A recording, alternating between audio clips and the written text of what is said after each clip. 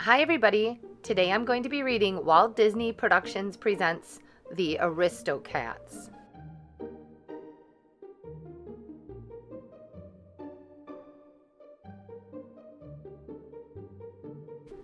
Duchess was a perfect cat.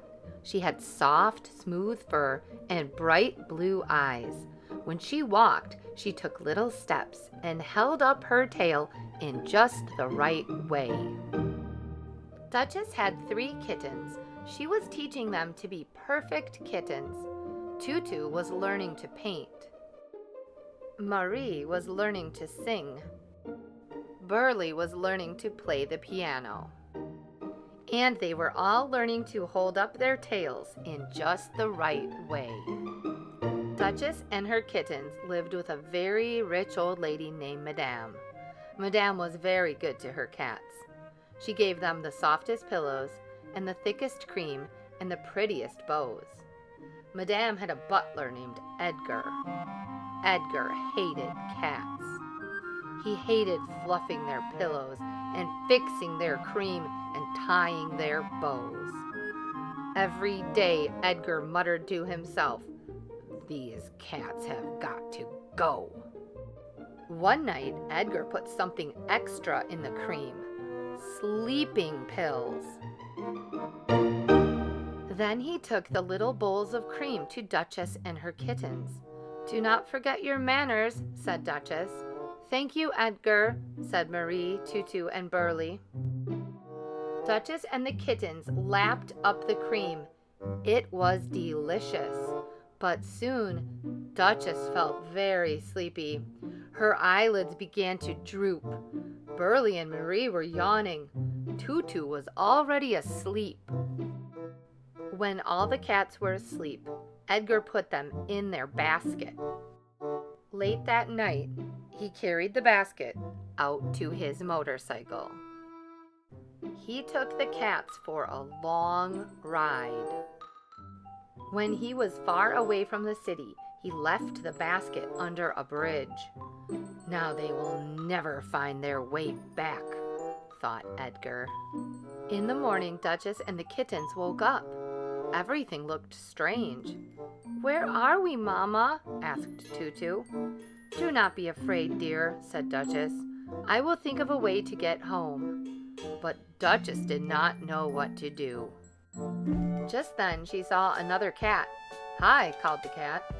"I'm Tom O'Malley, the alley cat." Duchess could see that he was an alley cat. He held his tail all wrong. "Mr. O'Malley," said Duchess, "can you tell me the way to the city?" "Tell you, fair lady," said O'Malley. "I will take you there on my magic carpet." When the kittens heard this, they leaped out of the basket. "Do you really have a magic carpet?" asked Marie. "Kittens?" cried O'Malley. "I didn't know you had kittens.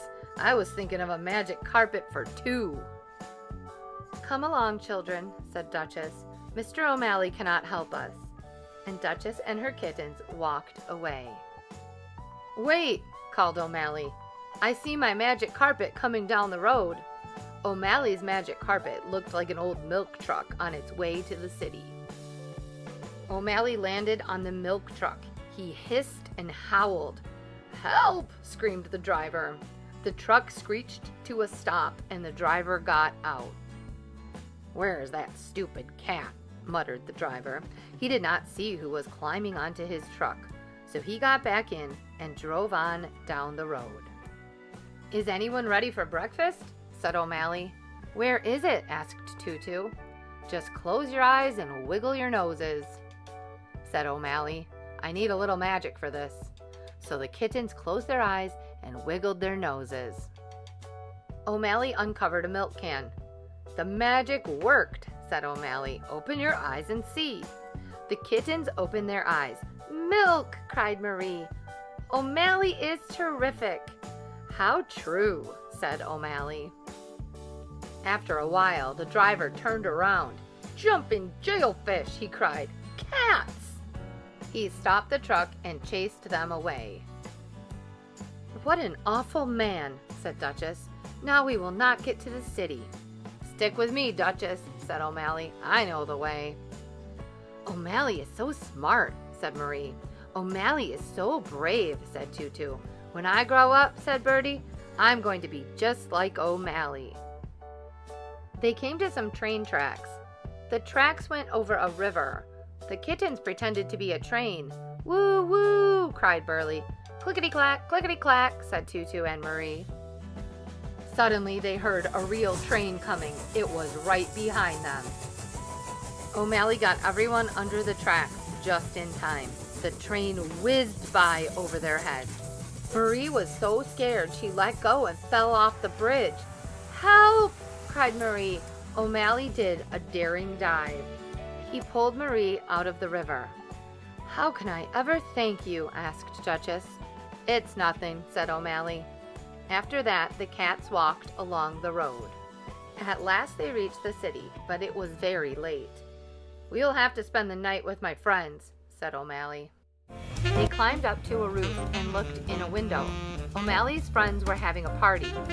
Hey, O'Malley is back, cried Scat Cat. Everyone had fun. Scat Cat sang a song.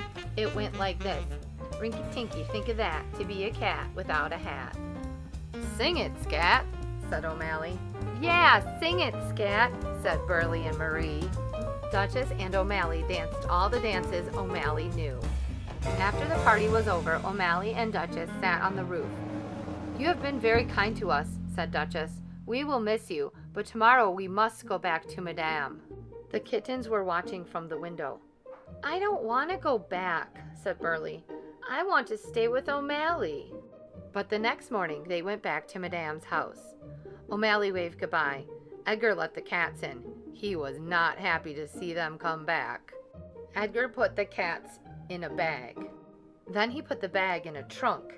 Then he called a moving van to take the trunk far, far away. Edgar carried the trunk out to the street. The van was waiting. O'Malley heard Duchess and the kittens mewing inside. O'Malley leaped at Edgar. He hissed and howled. Madame heard the howling. She rushed outside to see what was going on. There were Duchess and her kittens. Oh, my dearest Duchess, cried Madame. You are all safe. Madame saw that Edgar was trying to get rid of her cats. You are fired, said Madame. Edgar went away and never came back. Madame said she needed a cat who was smart and brave, so O'Malley decided to stay. He was a very good father. How did we ever get along without you? Asked Duchess. O'Malley just smiled. Please remember to have your parents subscribe so you never miss a new story. And as always, I miss you, I love you, and I'll speak to you soon.